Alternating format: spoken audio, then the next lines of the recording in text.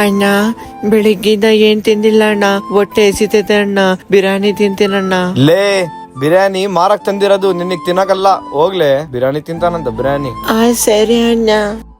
ಲೇ ಮಚ್ಚ ಹೊಟ್ಟೆ ಹಸಿತಾ ಇದೆ, ಹೋಗಿ ಬಿರಿಯಾನಿ ಅನ್ನ ತಿನ್ನಮ್ಮ. ಸರಿ ಬಾ ಮಚ್ಚ ಹೋಗಿ ತಿನ್ನೋಣ. ಅಣ್ಣ 2 ಪ್ಲೇಟ್ ಬಿರಿಯಾನಿ ಕೊಡ್ರಿ. ಲೇ ಅಣ್ಣಗೆ 2 ಬಿರಿಯಾನಿ ಅಂತ ಕೊಡು. ಲೇ ಮಚ್ಚ ಎದಕ್ಕೋ ನನಗೆ ಹೊಟ್ಟೆ ಹಸಿತಿಲ್ಲಲೇ.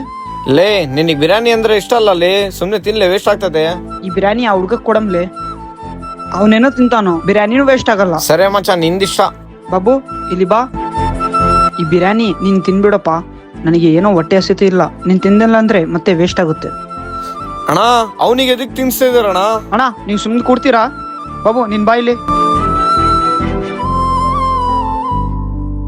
ನೀನ್ ಎದಕ್ಲೆ ಆ ಹುಡುಗಿಗೆ ಬಿರಿಯಾನಿ ಕೊಟ್ಟೆ? ನೀನೇ ಹೇಳಲ್ಲ ಹೇಳಿದ್ದು ನನಗೆ ಹೊಟ್ಟೆ ಹಸಿದಂತ. ಆ ಹುಡುಗ ಬೆಳಗ್ಗೆಯಿಂದ ಏನು ತಿಂದಿಲ್ಲಲೇ, ಬಹಳ ಹೊಟ್ಟೆಸ್ಕೊಂಡಿದ್ದಾನೆ.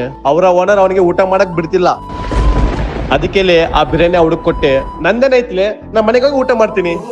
ನಾನ್ ಮಾಡಿದ್ದು ಸರಿನಾ ತಪ್ಪ ಅಂತ ಕಮೆಂಟ್ ಮಾಡಿ. ವಿಡಿಯೋ ಇಷ್ಟ ಆದ್ರೆ ಚಾನಲ್ನ ಸಬ್ಸ್ಕ್ರೈಬ್ ಮಾಡಿ.